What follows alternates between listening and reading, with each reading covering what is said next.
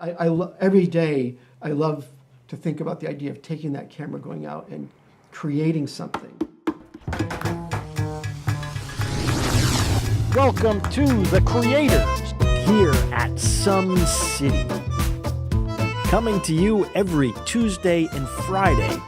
Extended conversations that build community for creators, videos, by creators, making what you make.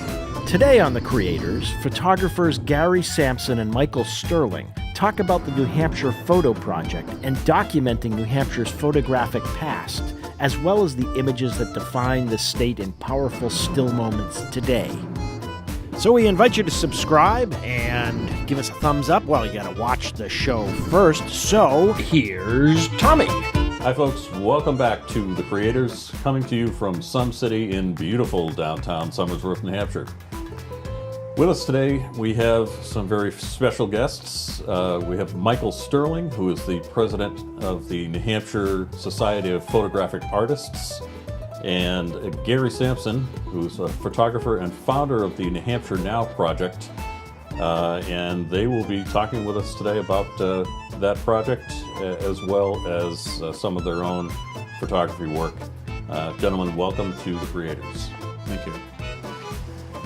So, first of all, the term creators, hence the name of the show, is we kind of focus on artists of various types on the show. And photography, I think, for the novice photographer, they might think of it as just sort of craft or a hobby or something like that, and that it involves point and shoot and that sort of thing.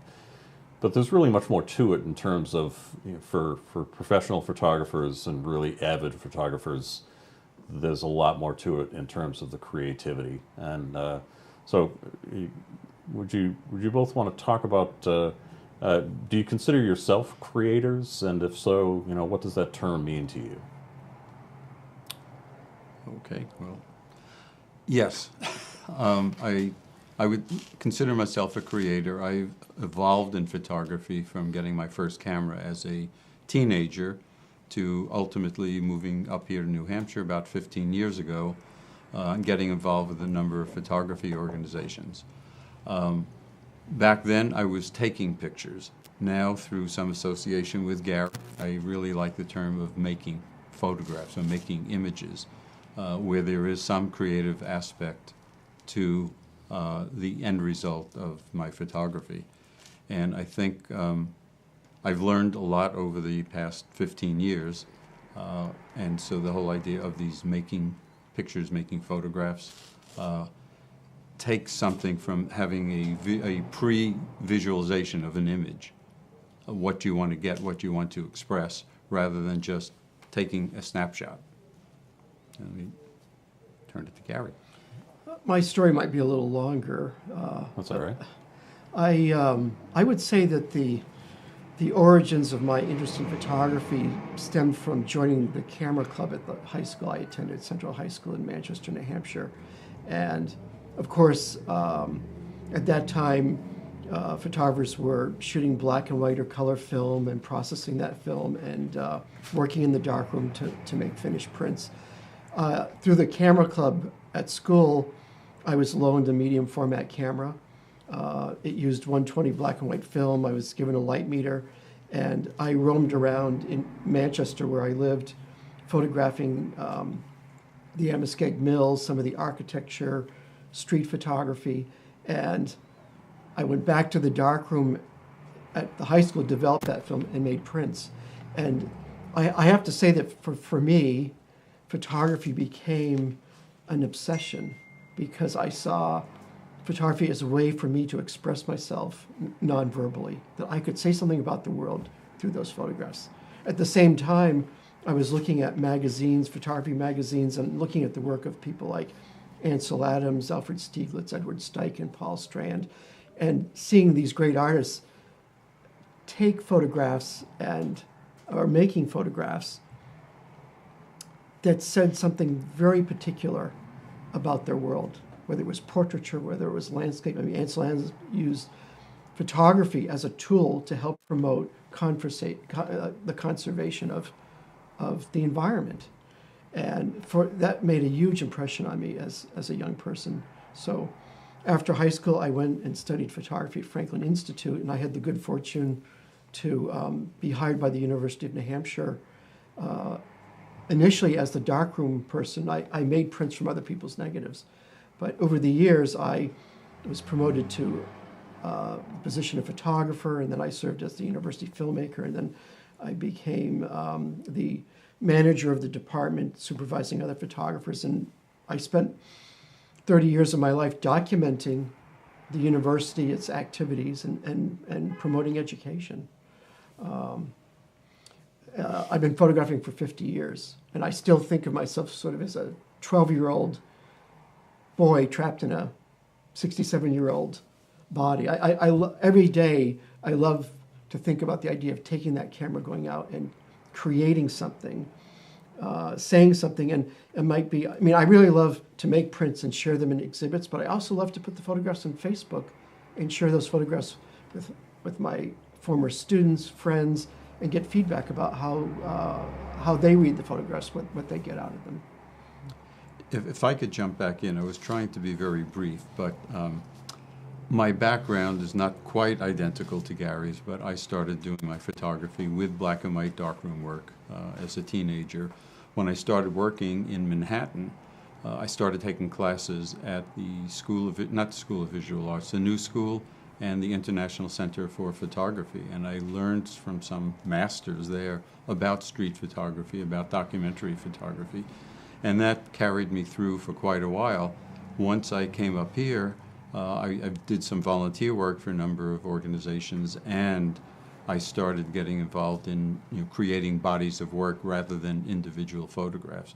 But again, with the same interest in sharing my work. I don't use Facebook that much, but I have a million photos on my phone and love to share them with people. And they kind of cringe when they see me pull out my phone because I have a lot of photos on there. So again, it wasn't just that I got a camera as a teenager and came to where I am now. And I share Gary's love and enthusiasm about photography today. Well, it's interesting that you bring up the topic of phones, and I do want to talk about the emergence of the digital age. Mm-hmm. But first, I want to get to the project and the New Hampshire Now project, which Gary, you're the founder of that, right? Yes. And this is going on now. Can you tell us a little bit about the mission of the project and some of the details if people want to get involved? Yes. For the next 18 months, photographers are going to travel around the state and photograph each region of the state. And we're letting the photographers, for the most part, decide what kind of a story they want to tell. Some people are really interested in portraiture, others are interested in landscape, maybe a social issue, and we're encouraging the photographers to follow their heart and explore a theme. And the inspiration really comes out of the work that was done in the 1930s for the Farm Security Administration when photographers were sent across America to document the impact of the Depression in America. And there were some great photographers like Dorothea Lange and Walker Evans and Arthur Rothstein. And I can remember seeing those photographs when I'd go to the barbershop for a haircut. Some of those photographs had been republished in Life magazine. I thought these are really powerful photographs that told me how some people really suffered through the Depression. And in fact, I would reflect on my mother. My mother grew up during the Depression. She was a teenager, and she talked about the bread lines and how people suffered. Those photographs put that visual story, helped me to understand the severity of the times. And so I thought that if we could do this on a scale in New Hampshire and cover the state and get enough photographers through the New Hampshire Society of Photographic Artists, that we would have a really important project in the sense that it's going to be, for 18 months, we're going to document the state. So there's an important reference point in the history of the state. We're going to deposit the images in local historical societies and probably the State Historical Society. We've already had a commitment from the university library to exhibit work there. And you know, we're an educational organization, and I know that the photographers are going to grow as a result of having participated in this project. I did this project on a very small basis in the town of Peterborough 2 years ago, where 17 photographers volunteered to document Peterborough and the surrounding towns, and we only spent a year making those photographs, but they generated 1,600 photographs, which were then edited down to 120 images that we exhibited at the Sharon Arts Center, which is in downtown Peterborough. And the exhibit was very well received by the community, and the photographers worked so hard and created so many interesting images because they lived in the region. They knew what farm to go to and what barbershop to visit, covering the local events. You know, children parading across the street during Halloween or Memorial Day parade. So, taking this and scaling it up to a statewide project has required a bit of effort, but. We just did our first review of photographs from the Seacoast region, and we had in excess of 700 photographs already. Wow. Generated by, I think, something like 24 or 25 photographers. I was truly inspired when I saw the photographs that these photographers presented, and I thought if we can keep the momentum up for the next year and a half, we're going to have a very thorough documentation of New Hampshire in 2018 through about 2020. Are there any parts of the state where you've had a hard time, you know, coming up with photographers who are going to go out and take some shots? Well, I have to say, you know, we have concern, especially in the northern part of the state. If you know, we need to get up to Colebrook and Pittsburgh, New Hampshire, and Berlin, New Hampshire, and a lot of our membership is understandably based in the southern part of the state, but a number of the photographers in the project have made a commitment to travel to those areas if we can't recruit students. We're always in the process of recruiting photographers. We're hoping as a result of the story we're telling today that new photographers will join us, and if they happen to be living in central or northern New Hampshire, that will be a bonus, because I know that if the photographers live in the region, they're going to do the best job of documenting that region. So living or at least willing to make the trip up there, and by the sounds of it, you know, so that you're sure to get a number of different choices for, there'll be a final exhibit, as you mentioned. Yes. I mean, of course, we're going to have thousands of photographs, and the editing will be a great task. I think right now, our vision is that we would like to do an exhibit in each of the regions, the 7 regions of the state, and then one large show that includes all of the regions. But we have to find a suitable space in each of the regions to exhibit. We have one in the Seacoast area with the university library making that commitment, but I want to see an exhibit up in Berlin, New Hampshire, or even further north. And then I think out of the thousands of photographs, if we can pick, maybe it's going to be 150 to 200 photographs that would be in a venue large enough to hold that many photographs that would cover the entire state. I think that would be great, you know, if you can have an exhibition in a town like Berlin, which has obviously for many years faced a lot of economic hardship and, you know, challenges and so on. Having some really good photographers get up there and take some shots in that part of the state, and then have it exhibit, I would think would be a very positive thing for that area. I think we need to thank each of the regions in a way. We need to, through the photographs, say, here is your story. Mm-hmm. And in many cases, it's word of mouth to get the photographers north of the, in the northern part of the state. And we're hoping through social media and through our own website to get more and more people. And as Gary mentioned, a key part is some of the existing photographers who are already signed up are very interested in seeing parts of the state they perhaps have never been in and learning about it. Yeah.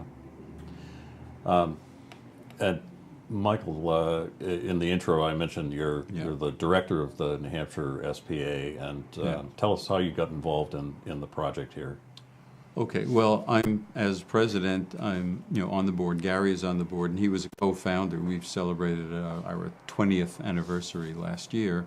You may know the name Peter Randall. He was co-founder with Gary, and so Gary was explaining to the board about the Peterborough project that he did, and we, all of a sudden, boom! Everybody said, "Why don't we try to do this statewide or in more regions?" And it just kind of grew out of that discussion. And then we started talking about the logistics. Well, how do we organize it, and so on and so forth. And we created a page on the NHSPA website, which is nhspa.org, where people could sign up. And the only requirement for participation in the project was they had to be a member of the society. Other than that, there's no additional fee other than the small membership fee. And there were some technical requirements which just about everybody had met in terms of the kinds of images, the technical aspects of the images they were promoting. We created cards with a photograph on the back and basically a quick overview of the project, which are leave behind. So I may come up to you in downtown Somersworth and say, I'd like to take your photo. And what's this all about? Well, we can leave a card with our name, so you can contact us. So again, we're trying to make it as easy for the photographer and for the subject of the project. That's great. And so, just getting back for a second to the requirements for individuals who want to get involved, there's no limitation in terms of, say, if there was an aspiring student who had really gotten into photography and had been doing some good quality work, and maybe they want to get out there. We would love to have that. Yeah, we would love to have students, young photographers who would bring a different point of view. The only rule that I have made in a way is that I don't want people to use their phones to photograph, because in the Peterborough project we were making prints sometimes as large as 40 by 60 inches, and the smallest prints were 16 by 20. So the only thing I ask is that people use a reasonably good quality camera that will produce files that we can enlarge. Other than that, and it's documentary photography, so we don't want people to manipulate the images. As different from, let's say, if you're a fine art photographer and you're shooting digitally, there's a lot of creative control you can exercise over the image, but we want the photographs that we make for this project to be, a truth or be authentic about New Hampshire life. But you can still bring your personal vision to creating those photographs. And Gary mentioned digital. I mean, we are allowing people who are still working with film to submit their images too. They would have to scan it in and so forth and still process it the way Gary was talking about. Yeah, we're going to make it black and white, color, film, digital. We want to make it easy for people to do work that they feel good about, because this is a big investment on the part of every photographer who has joined up and said, I'm going to participate in this project.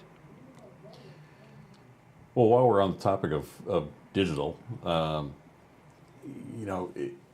know from my own work and work with a number of other individuals in the area related to video, a number of the changes that have come along, both in terms of production and post-production. So you've got the digital cameras that shoot now in very high definition and really beautiful footage, and then you've got the computer programs like Premiere and Final Cut Pro and things like that. And those have combined to kind of, in some ways, democratize the whole process of film production or movie production, and also reduce the enormous costs that used to be pretty prevalent. But I'm wondering, in terms of, there are pros and cons, and there are a number of people who have been involved in video production for years and years and learned a lot of the different parts of the craft that are now made incredibly easy to do through digital technology. Would either of you be willing to talk about what sort of positive and negative effects have you seen as we've transitioned to the digital age, also in photography, with a lot of people really wanting to take photos on their phones and that sort of thing? Well, I'll comment on the film side because I made 16 millimeter films back in the 70s and early 80s, and the cost of film processing, work prints, the post process for audio was tremendously expensive. Just it was prohibitive, and I'm so glad you brought up this topic because I think that being able to pick up a inexpensive video camera. I just bought a Fuji X-T3, which has great video capability, that you can take this camera, shoot high quality footage. Your particular voice, your point of view about the world can be expressed through the use of this camera, and if you have some writing ability to organize a script and get it out on YouTube or some other venue, that wasn't even a dream back in the 60s and 70s and early 80s. I mean, you had to raise money, get grants to produce films, and today you can produce something of extraordinary quality and say something that maybe no one else is going to say about this world. I mean, even I have to say, some of the films I've seen produced using an iPhone are extraordinary. So I think the more that, and maybe and digital photography, once you are a slave to the darkroom, you have to have a dedicated space, and you're using water and chemistry that maybe you're not so crazy about using, and you can take a digital camera, and if you know how to use it, really make high quality images that you can then share, obviously on in social media or on the internet. I'm very much a print person, and I'm very much a film person, but I can tell you that the last few projects I've done, book projects with Bert Feintuck. I did a book with Bert on New Orleans music, and we just finished a book on Zydeco music. Those projects would not have been possible without digital photography, because I was photographing under such dark conditions in clubs, photographing musicians and doing their portraits at home with little or no lighting. For me, it's a great release to have this great digital quality equipment. And I think the more people that have this gear, this technology in their hands, the better off we are. I would agree. I think I have not done any film work, but I've done a lot of, obviously, still work. And I have a Fuji X-T2, the prior generation of what Gary has.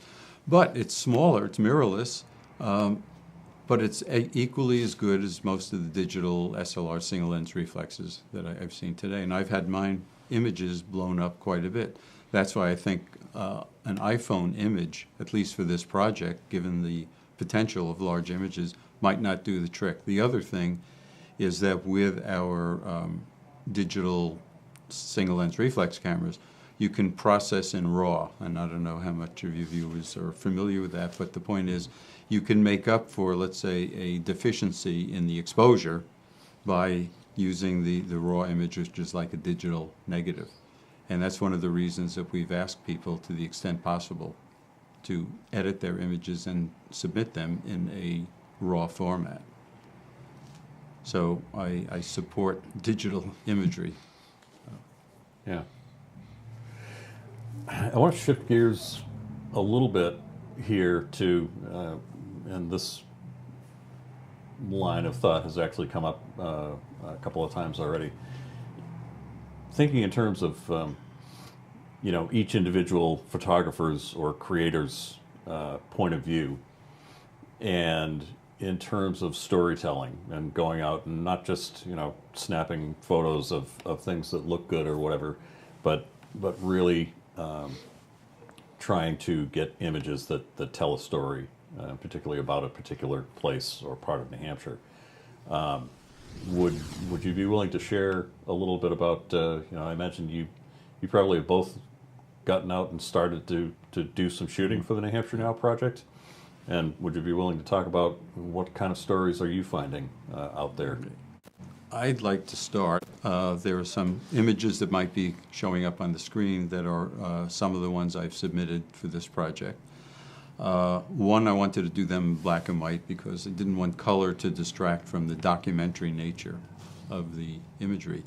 And I decided, Gary kind of alluded to, that we don't necessarily just want pretty pictures of New Hampshire, which is a very beautiful state, and we're not, taking anything away from that, but wanted to show something about the people and their involvement. And through some connections that I have, I've gone into small businesses, small restaurants and coffee shops, and even some nonprofit activities that are going on, and tried to get a picture. Everyone would have to, I wanted to make photos with people in it, trying to tell a story of either somebody serving in a local coffee shop, or I went to a jigsaw puzzle manufacturer in Northwood and had a picture of the man who is creating the puzzles and so forth. And I found that I'm learning a lot about these various businesses and showing that New Hampshire is not necessarily a place where there are mega corporations with large, automobile plants or whatever, manufacturing. But what makes the state run are all these small businesses and people contributing to small nonprofits. And so that's kind of the take I have. And one other thing I'd like to reemphasize that Gary was talking about, we don't want to focus on any one kind of genre, meaning a small business or a state fair or something like that. It could be something that's more serious, could be people on the streets, could be a hospital, for whatever, whatever appeals to the photographer without taking away the privacy or the image of people would be perfect for this project. I have not started photographing yet for this project because I made the decision, especially to make sure that the northern part of the state is covered, that I would commit to living in Colebrook or Pittsburgh perhaps a week or two. And I think my plan would be to contact the newspaper up in Colebrook, tell them that I was coming, and ask them for help in introducing me to the community. And then through visits with local business owners and people in local government, I think I could get some good leads on how to photographically treat the subject. I love to make portraits, and I love to make environmental portraits. And I think for me, the philosophy that has served me well is when I'm photographing a person, I try to let them take me someplace. I don't go in with a preconceived idea of how I'm going to photograph that person, but through conversation, something they say will lead me to make some decisions aesthetically about how I'm going to present them. And for me, photography has been this constant learning experience. And so I'm going to someone's life, or, you're talking about going into, a small business. Sometimes people have shared very, very sometimes sad and intimate aspects of their life in the course of my making their photograph. And I want to be extremely sensitive and open to that. And I'm imagining that I will probably use film for whatever contributions I make to the project. I really, as much as possible, want other photographers work on the walls. I don't think I need to have much work on the walls, so to speak, for the end product of this project. But I would hope that each of the photographers who's involved will be like Micheal and go in and explore something and be extremely sensitive to what the subject has to offer, and not we're really trying to avoid the superficial.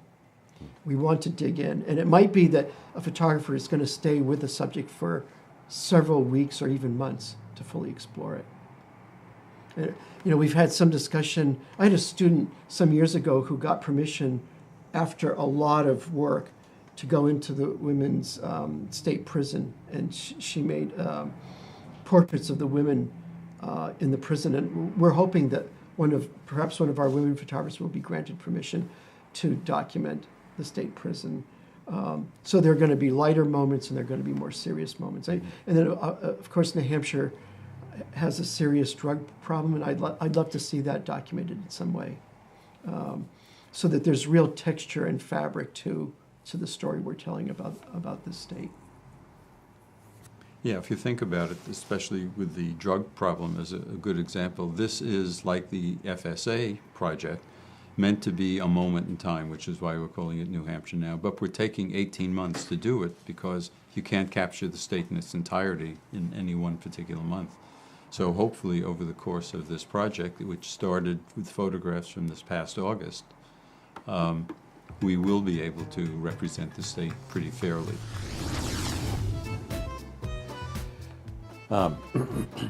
So for people, aspiring photographers and longtime photographers as well, to get involved in this, tell us one more time, how do they find you, and how do they get involved? They can go to the NHSPA website, which is nhspa.org. On the top menu, one of the links is Statewide Project. In there's a link to sign up to participate in the project. There's also a lot of details about what are the technical requirements, even some how-tos dealing with the application Lightroom for editing the photos. And that's a great starting point. We've created an email address, which is project@nhspa.org. If people do have questions, and 4 of us on the board answer them pretty quickly, so we can get back to it. I will say that the membership in our organization has gone up very quickly because photographers around the state are very excited about the project. And again, the only thing they have to do to be on the project is be a member.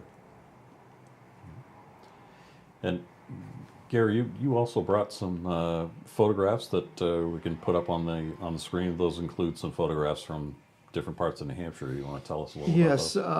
Yes, the photographs that were created during the Farm Security Administration's documentation of the Depression in the 30s, those photographs are now in the public domain. They're archived at the Library of Congress, and several months ago I went through, I think there are probably close to 1,000 photographs just on New Hampshire, and I selected some of the images that cover more rural communities like Lancaster and Henniker and Hillsborough, New Hampshire, as well as Manchester. The Amoskeag Mills in Manchester closed in 1935 in the middle of the Depression. Many people were out of work. Photographers like Carl Maidans was sent to New Hampshire to photograph the impact of the closing of the mills, and to go into the more rural parts of the state. There are a few photographs I found of a farmer whose farm was being auctioned off because he had gone bankrupt. And so these are black and white photographs. And I think they're powerful images of New Hampshire in a darker economic time. And but they are a document. I can't express enough how important photographs are in terms of our visual history. And I mean, photographs can be inspiring. They can move us emotionally in many different directions. And I think the photographs that we create out of this project will, I'd like to think that 100 years from now, after we're gone, if the photographs are going to be in historical archives, they will inspire and tell a new generation of people how we lived in 2018, the first 20 years into this century.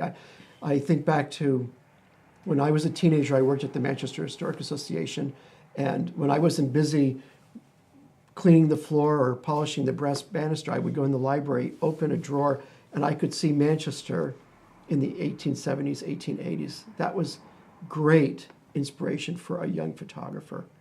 And I want, through this project, for us all to create an archive of photographs about life today that can be shared with people tomorrow. And if I could add something, a thought that Gary triggered, when the Ellis Island Museum first opened up in New York, and I was living in New York, I went there with my parents, and they had this one room where they said, what do you think if people could only bring one suitcase from wherever they came from to the U.S., what would it be? And we all said silverware, dishes. It was photographs. The people wanted a connection with the past. Right. And we still have that today, even though we have video and social media and so forth. The photographs that we've taken, we hope that that will be something that can live on beyond the project.